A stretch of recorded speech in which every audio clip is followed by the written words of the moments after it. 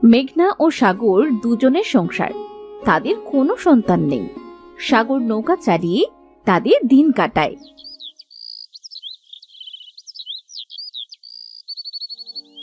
এই নাও, এই পান্তা ভাতগুলো খেয়ে তারপর নৌকা চালাতে যাও। আজকেও সেই পান্তা ভাত?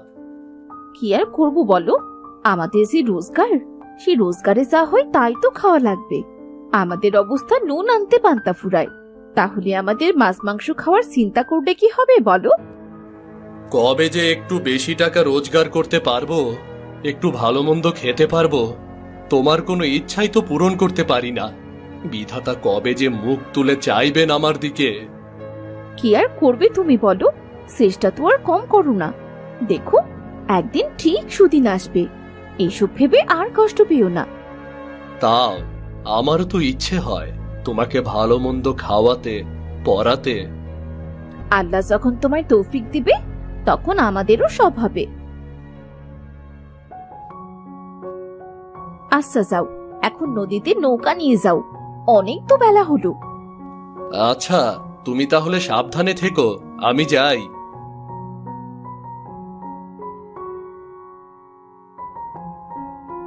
এদিকে মেঘনার অনেক বাগান করার শখ, সে চাল কুমড়োর গাছ লাগিয়েছে। মেঘনার গাছে দুটো মস্ত বড় চাল কুমড়া ধরেছে। দেখছি অনেক বড় বড় চাল কুমড়া হয়েছে। এতগুলো গাছে রাখলে বৃষ্টি এলে তো সব নষ্ট হয়ে যাবে। তার থেকে পেরে আমি ঘরে নিয়ে রেখে দিই, উনি ঘরে আসলে বাজারে বিক্রি করতে পাঠাবো, তাহলে কিছু টাকা পয়সাও আসবে।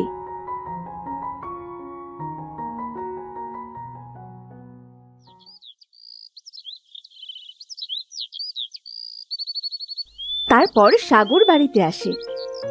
কই গো, শুনছো? একটু পানি দাও, যা গরম পড়েছে। আষাঢ় মাস চলে যাচ্ছে, আকাশে কোনো মেঘের দেখা নেই। মেঘনা সাগরকে পানি দেয়। সাগর এক নিঃশ্বাসে সবটুকু পানি পান করে, আর মেঘনা সেখানেই দাঁড়িয়ে থাকে।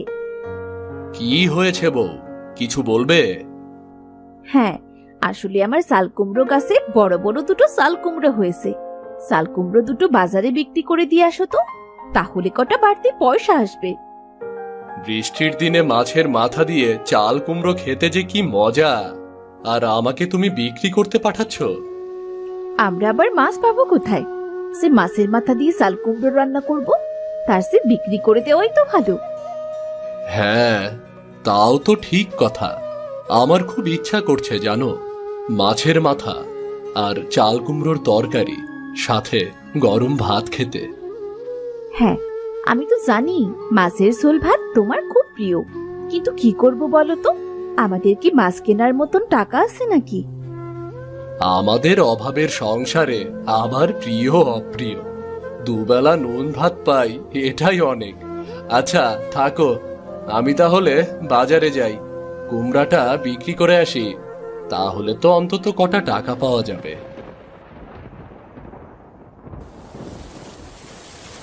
হঠাৎ বৃষ্টি শুরু হলো।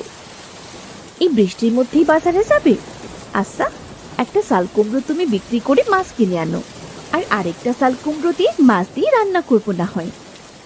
হ্যাঁ যাই, ঘরে বসে থেকে আর কি করব, চাল কুমড়াটা বিক্রি করতে পারলে কিছু নুন ভাত জুটে যাবে। আর যদি মাছ না পাই, তবে কুমড়োটাই না হয় নিরামিষ তরকারি হবে, কি বলো? আচ্ছা যাও, তবে সাবধানে যেও।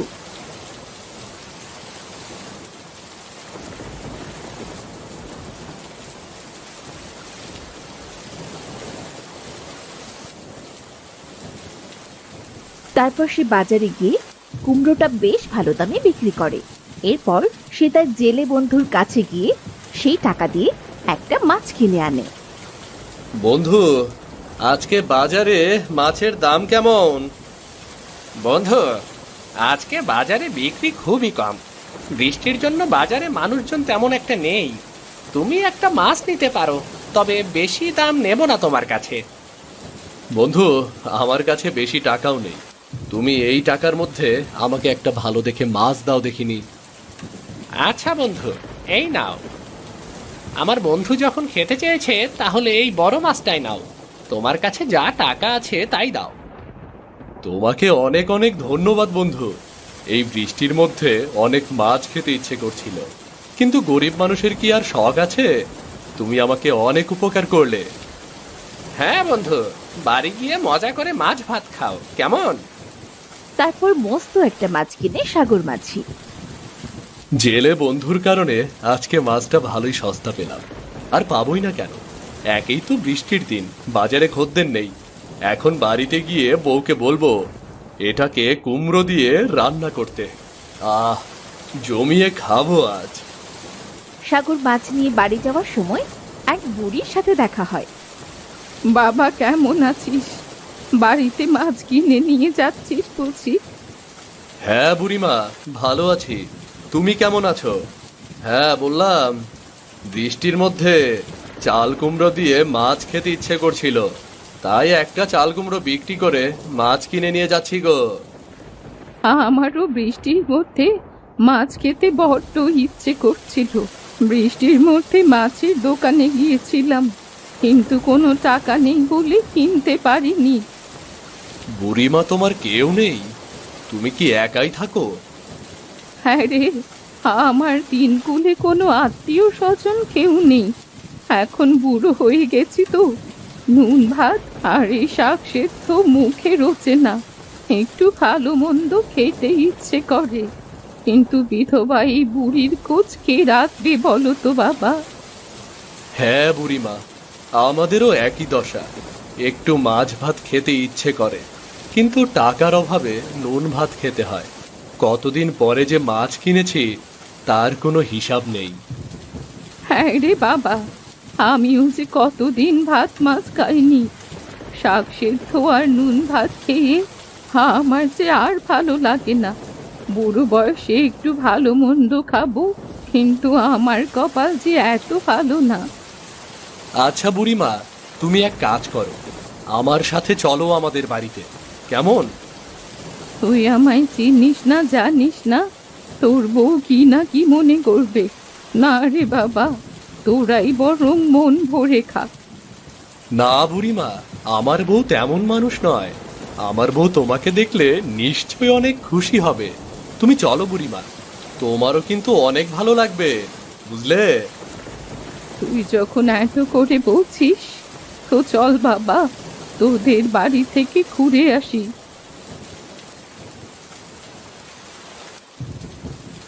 সাগর বুড়িকে মেহমান বানিয়ে ঘরে নিয়ে যায়। দেখো বউ, আমি কাকে সাথে করে নিয়ে এসেছি। এটা কি? ওনাকে তো চিনলাম না। এই বুড়িমার কেউ নেই, তার কোনো আত্মীয় স্বজন নেই। তার অনেক মাছ ভাত খেতে ইচ্ছে করছিল, তাই সে বাজারে মাছ কিনতে গিয়েছিল, কিন্তু টাকার অভাবে কিনতে পারেনি। আমার সাথে রাস্তায় দেখা হলো, আমি তাকে সাথে করে নিয়ে এলাম। নিয়ে এসেছো, বেশ ভালোই করেছো, কিন্তু কি খেতে দেব? আমাদের ঘরে তো ভাত ছাড়া আর কিচ্ছুটি নেই। এই দেখো, একটা চাল কুমড়ো বিক্রি করে সেই টাকা দিয়ে একটা মাছ কিনেছি। এখন আমরা চাল কুমড়ো দিয়ে মাছ রান্না করে বৃষ্টির মধ্যে মজা করে খাবো। আচ্ছা, ভালো করেছো, দাও আমি রান্না করে নিয়ে আসি, তোমরা দুজনে বসে গল্প করো গে। আচ্ছা ঠিক আছে, তাড়াতাড়ি রান্না করে নিয়ে আসো তো, আর সহ্য হচ্ছে না।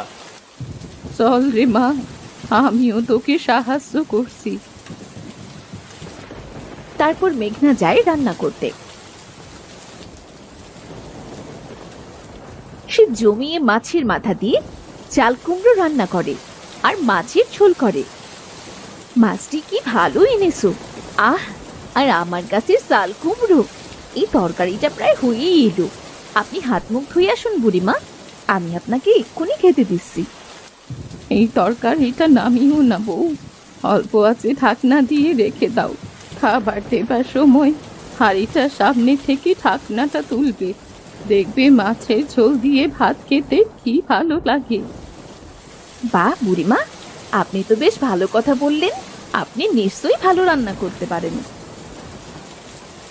পারতাম রে মা, এখন আর শক্তি কোথায় যে রান্না করব। দুটো ভাত ফুটিয়ে খেতেই তো হিমশিম হয়ে যায়।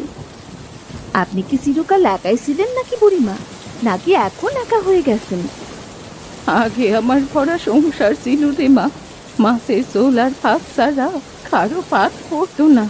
কত পদে রান্না সে হতো আমার হেসেলে, ঘর ভরা মানুষ, কাজেরও লোক ছিল, কিন্তু নদীর করাল গ্রাস সব কেড়ে নিল মা।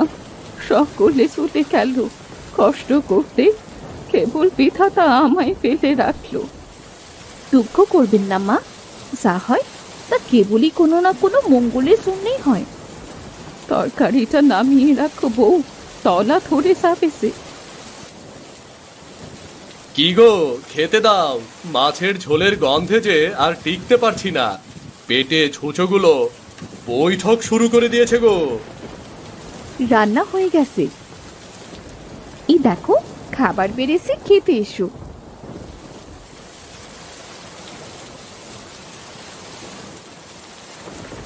দেখেই খেতে ইচ্ছে করছে, কতই না মজা হয়েছে। আহ, কতদিন বাদে মাছ খাবো। বুড়িমা, বসো খেতে, আর তুমিও বসো, আজকে তৃপ্তি করে খাও। হ্যাঁ রে, আমিও কতদিন বাদে মাছ খাবো, তার কোনো হিসেব নেই। ভাত আর শাক সিদ্ধ দিয়ে খাওয়া লাগে সব সময়। হ্যাঁ বুড়িমা, আজকে তোমার যতটুকু লাগে মন ভরে খাও।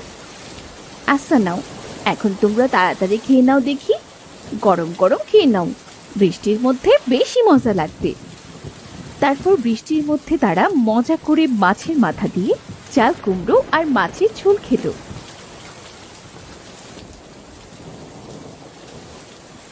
তোদের প্রতি আমি অনেক কৃতজ্ঞ। তোরা আমায় চিনিস না, জানিস না, তাও ডেকে এনে খাওয়ালি। আপনার আমাদের বাড়িতে রিজিক ছিল, এই জন্যই আপনি খেয়েছেন। আপনার যদি আমাদের বাড়িতে আবারও রিজিক থাকে তবে আবার আসবেন। আপনার সাথে কথা বলে আমাদেরও অনেক ভালো লেগেছে। বুড়িমা, তুমি বেঁচে থাকো, আল্লাহ তোমাকে টাকা দেখ। আমি আবার মাছ কিনলে তোমাকে আবার ডেকে এনে খাওয়াবো, বুঝলে? আল্লাহ তোর সব ইচ্ছে পূরণ করার তৌফিক দিক। বুড়িমা, তুমিও সাবধানে থেকো, আর মাঝে মাঝে ইচ্ছে হলে আমাদের বাড়ি চলে এসো। হ্যাঁ বুড়িমা, তুমি কিন্তু সত্যিই আবার আসবে। কে বলেছে তোমার কেউ নেই? তোমার তো আমরা আছি। তোমার ভালো না লাগলে তুমি আমাদের কাছে চলে আসবে। আচ্ছা তাই হবে, তাহলে আজ যাই, কাল আবার আসবো। তোরা ভালো থাকিস, আল্লাহ তোদের মঙ্গল করুক। আচ্ছা বুড়িমা, তুমি তাহলে সাবধানে যেও। তারপর বুড়ি তার বাড়িতে চলে যায়।